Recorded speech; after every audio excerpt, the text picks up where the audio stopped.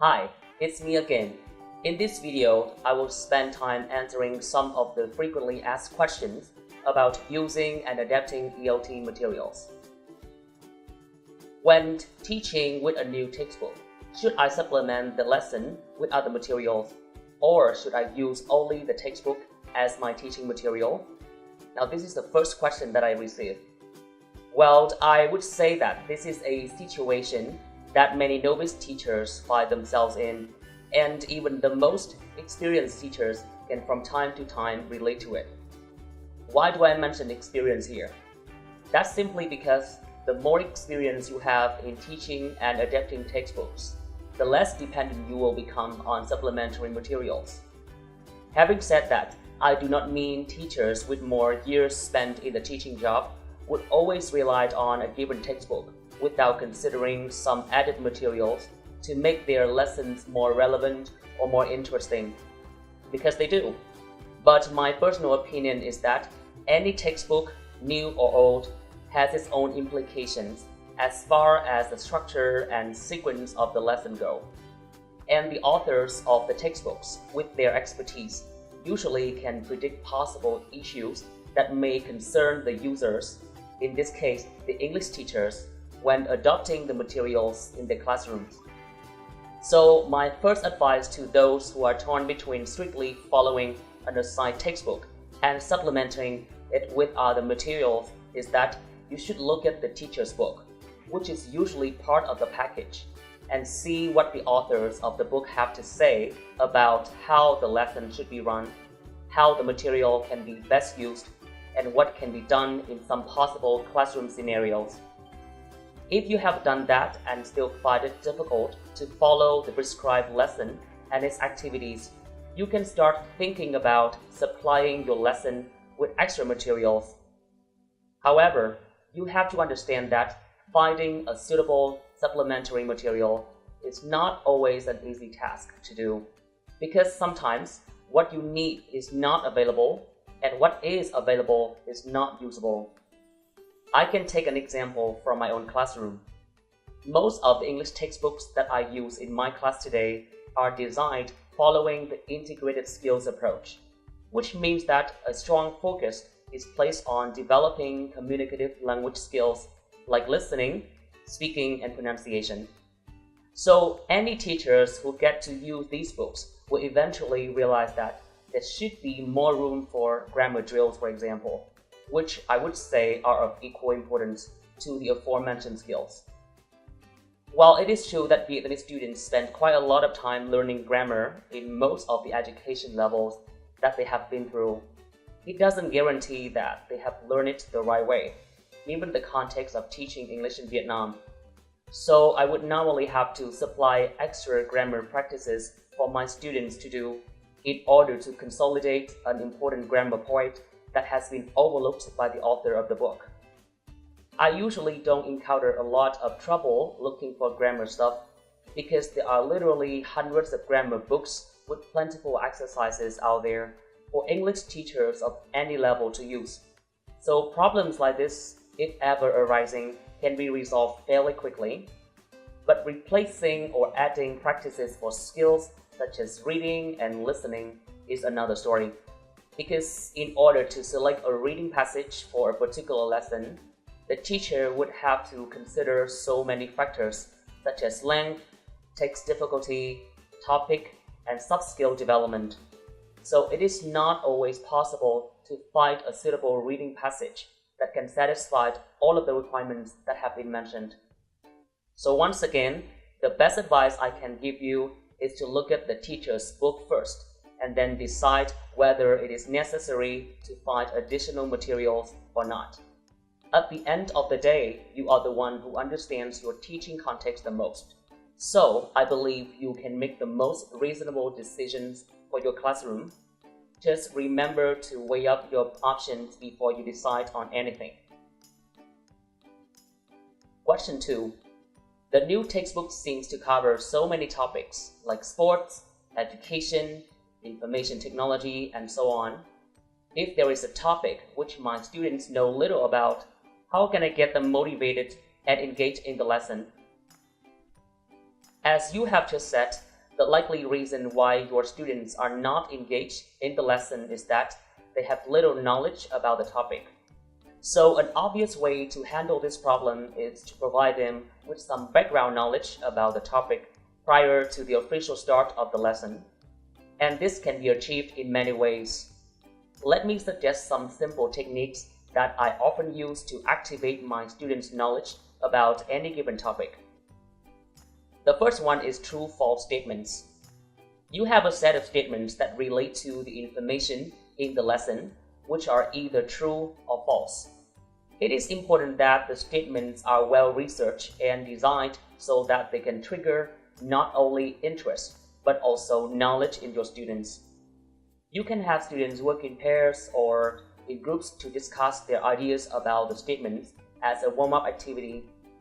You then go over the answers with the whole class and simultaneously provide them with some further background information to help them understand the topic better. Even though this might not be the most creative way to begin the lesson, it is indeed very practical and convenient to prepare.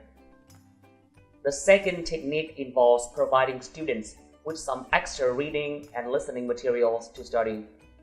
This can be done at the beginning of the class or even a few days before the class starts. The advantage of this technique is that the information is generally focused and straightforward and detailed. But preparing such material, as I said before, requires serious time and work in order for it to be meaningful and effective. And it's advisable that you choose a text that's different in nature or requires a different skill from the text that you intend to teach in your class.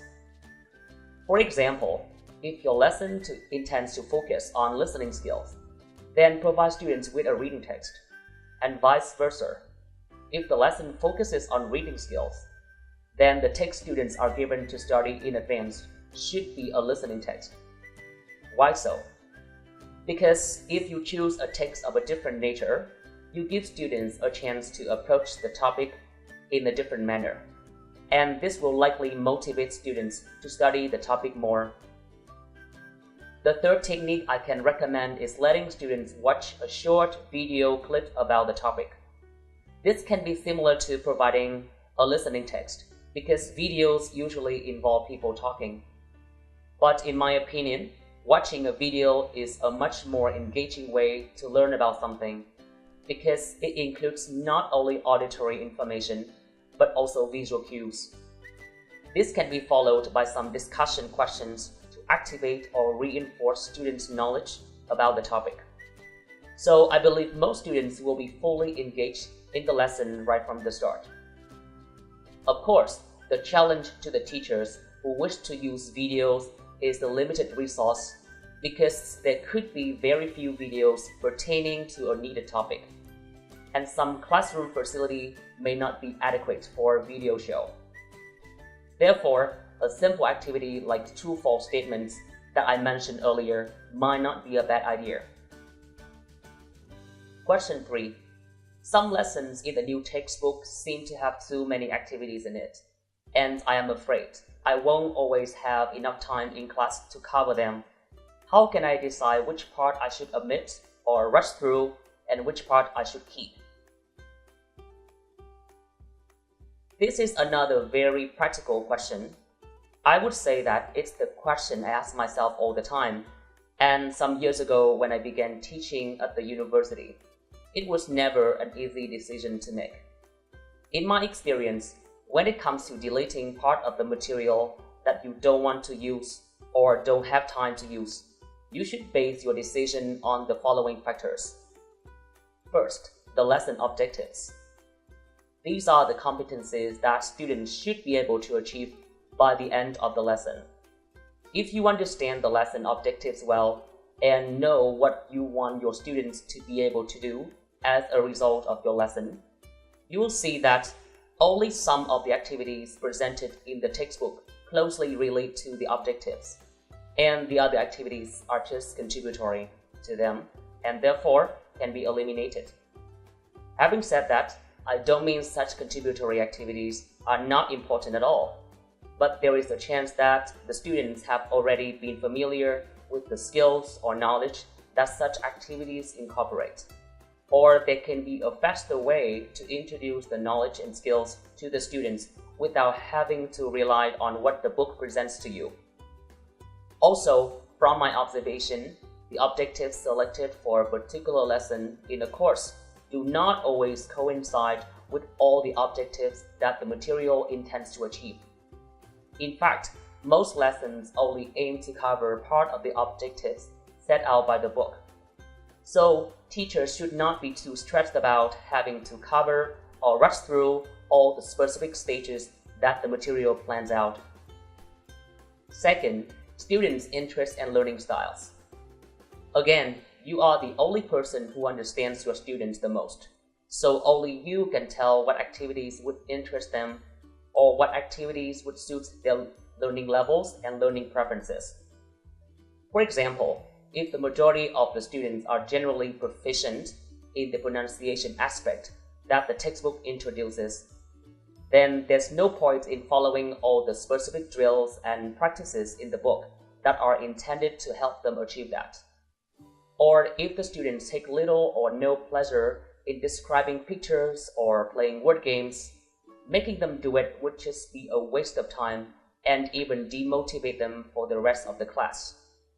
Of course, teaching is not and should not be about doing whatever it takes to please your students, but teachers should always be aware of what their students really need and how to satisfy their needs so that learning can happen willingly and effectively. Question 4. I am afraid that if I deviate from the textbook, the goals and objectives of the lesson will not be guaranteed. Is there any way I could be sure that I don't change the lesson too much? This question reminds me of how dynamic the classroom environment can be. For me, the lesson plan with its objectives and prescribed materials to be used is just an ideal procedure of how the lesson could be run. But it doesn't mean that the lesson plan must be followed at any cost. Teaching involves more than just fulfilling exactly the requirements imposed by the course or the textbook. As someone who has been in the job for almost 8 years, I realized that the factor that determines how smoothly and successfully a class is carried out is not always the preparation of a lesson plan, but the changing dynamics and mood of the class.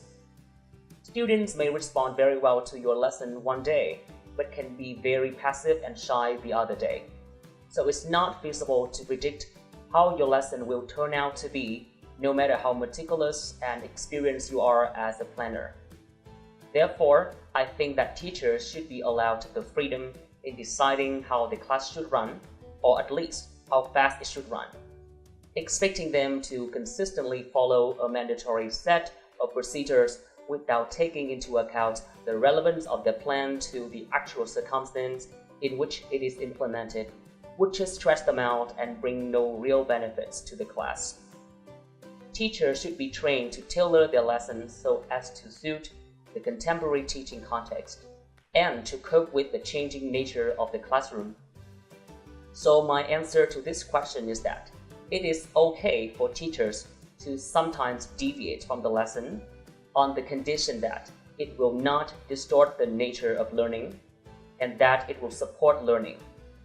Teachers with proper understanding of their context and strong work ethics will know how to do that without altering the essence of learning. So if you want to be more confident in managing your class and feel more sure about deciding when and how to deviate from your lesson properly, you need to keep in mind two things: what the lesson objectives are, and how feasible it is for my students to reach those objectives. That is the end of the Q&A session. I hope that this sharing has also answered some of your questions about this interesting aspect of ELT. Thank you for listening. Goodbye for now.